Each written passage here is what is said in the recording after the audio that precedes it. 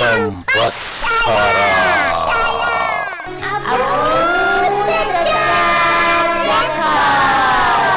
Likitan basara.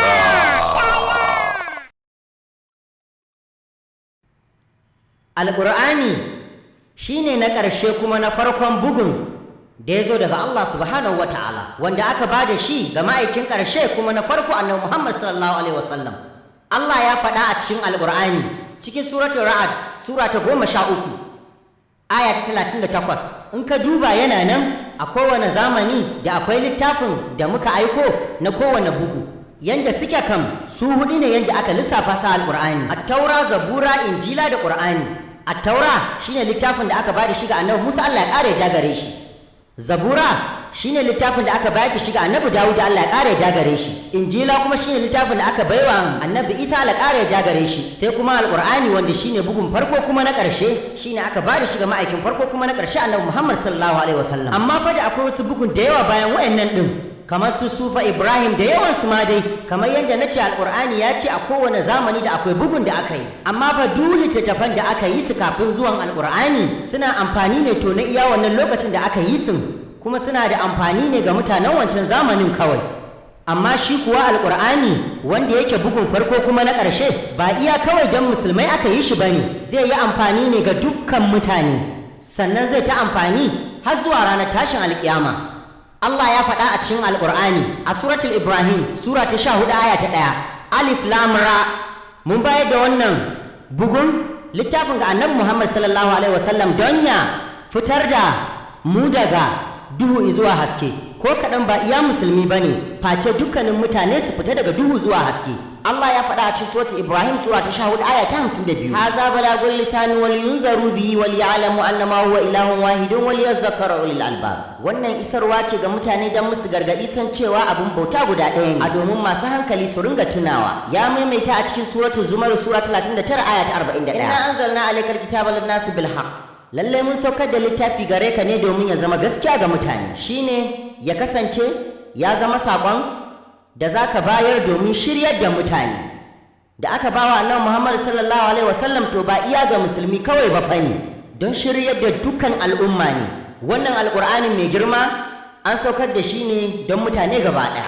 Shi wannan Alƙur'anin shi ne goban duk tsare-tsaren duniya, shi ne fato littafi na haƙiƙa a duniya, shi ne ke bayyanar da komai ga mutane, shi ne littafin da ko kaɗan bai taɓa canja ba sam, shi ke kawar da zafi zuwa ga sanyi har abada, shi ne da wakilci, shi ke kawar da dukkan kokonto, shi sauƙi ne ga azaba, kai tofa shi ne komai. Saboda Ƙur'ani shi ne goban tsare-tsaren duniya, shi ne dalilin da kuwa ya sa ya gama duniya. Saboda Alƙur'ani shi ne littafi na haƙiƙa a duniya, shi ne dalilin da kuwa ya sa ya gama duniya. Saboda Alƙur'ani shi ke bayyanar da komai ga mutane, to shi yasa Alƙur'ani ya zama na ya game duniya. Saboda Alƙur'ani shi ne littafin da bai taɓa canjawa ba sam, shi yasa kuwa ya kasance ya kuwa gama duniya.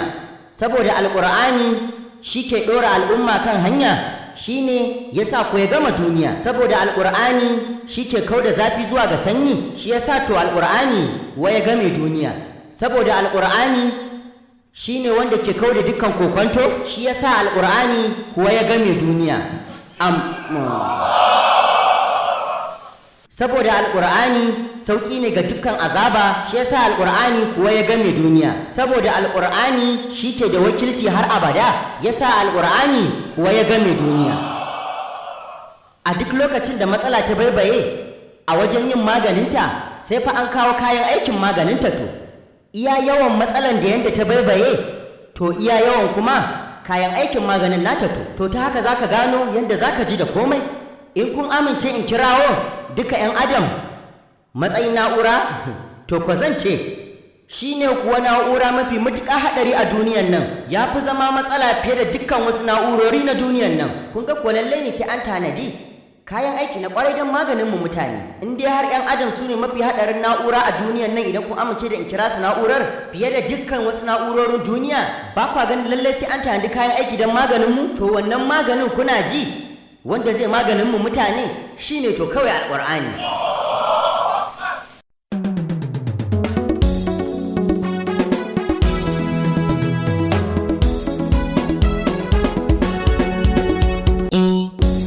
mafifici gurin Allah Rasulullah sallallahu alaihi wasallam, sallallahu alaihi wasallam. Na san ka Rasulullah, ka cece ni Habibullah. Na san ka Rasulullah, sallallahu ka cece mu Habibullah.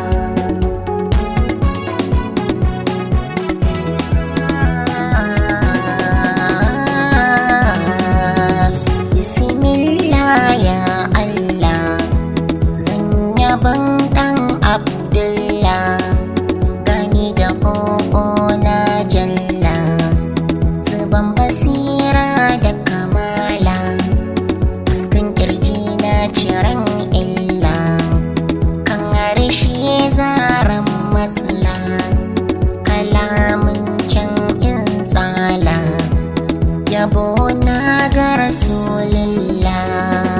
Muna san ka Rasulillah, sallallahu alaihi mu Habibullah. Furta ka shine abinci na, ɗagun sayyada Amina, ni ko da yaushe burina, na gan ka shine fata na, lallai ko na cika burina, randa na gan ka muradina, ka zo a cikin bacci na, zan ji daɗi Habibullah. Muna san ka Rasulullah, sallallahu alaihi mu Habibullah. Tuna kake sabaci yajja, ni an gwanna na Khadija, yaban kashi zan yi da hujja, a zahiri babu basaja, ya jama'a babu ja'in ja, musau shi ba mu barin ja, ku zo mu haɗe kan mu ya ja, mu ya kai mu gurin Allah. Muna san ka Rasulullah, sallallahu alaihi mu Habibullah.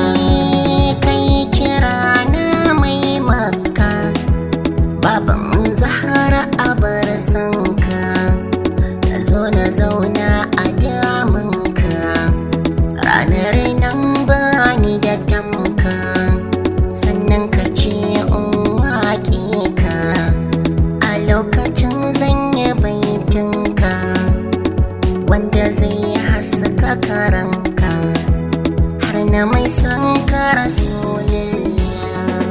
Muna san ka Rasulullah, sallallahu alaihi mu Habibullah.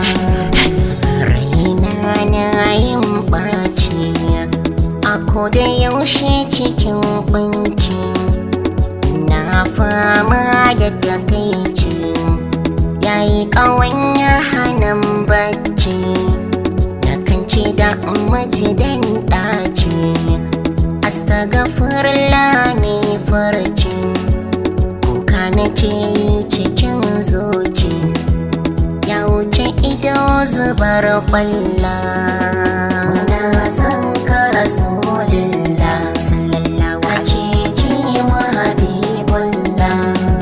Shine kai ne har ka ban wayo, sabo na kewa almuhaiminu, nai da baki da idanu, nai da kafa nai da hannu, rabbi ina tsoron ƙonu, rantsayewa ba mai sannu, na tuba dan naka al'aminu, ai mini afuwa ya Allah. Na san ka Rasulullah, sallallahu alaihi mu Habibullah. Rasulullah, sallallahu alaihi wasallam, ina san ka, kuma muna san ka, a dafa min, kuma a dafa mana, dan ba zan kai ba, kuma ba za mu kai ba, babu kai haka zalika. shukran laka haka zalik dan kai mini komai haka zalika rabbi a ƙara min haka zalik na gode a ƙaran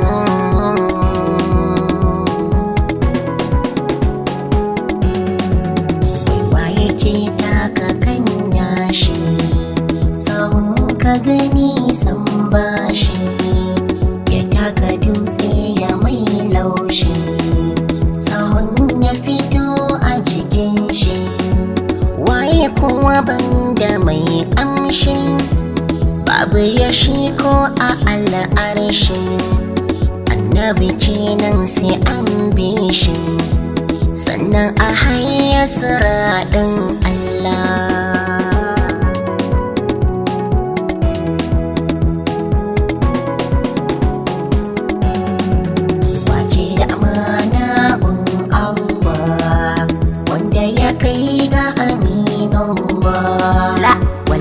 babu ku ƙyalla babu kamar sa aminullah domin ku har kafirai zalla sun shaidi shi ne aminullah kun ga ku ayyace akalla kowa ya san shi ne aminullah muna san ka rasulullah sallallahu alaihi wa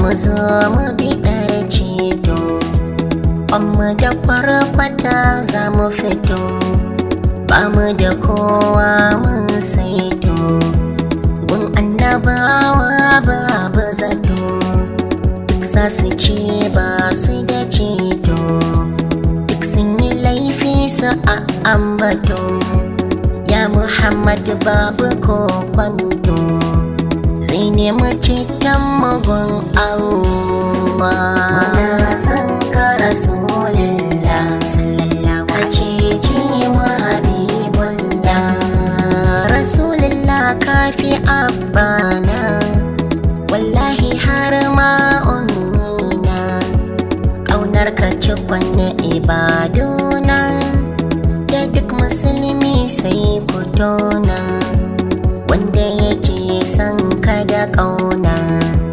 Allahu zai sa shi aljanna wanda ya ƙi ka mai madina dole ya sha azabar Allah muna son ka rasulullah sallallahu alaihi wa habibullah tammatunan zan ɗiga aya amma jikina ba gajiya sai dai ba ilimi ba murya da zan tsawaita sai niya rabbi salati mara ƙidaya kai ta yi wa khairul anbiya har a halayensa ka sanya domin sun bi rasulullah muna san ka rasulullah sallallahu alaihi wa habibullah ni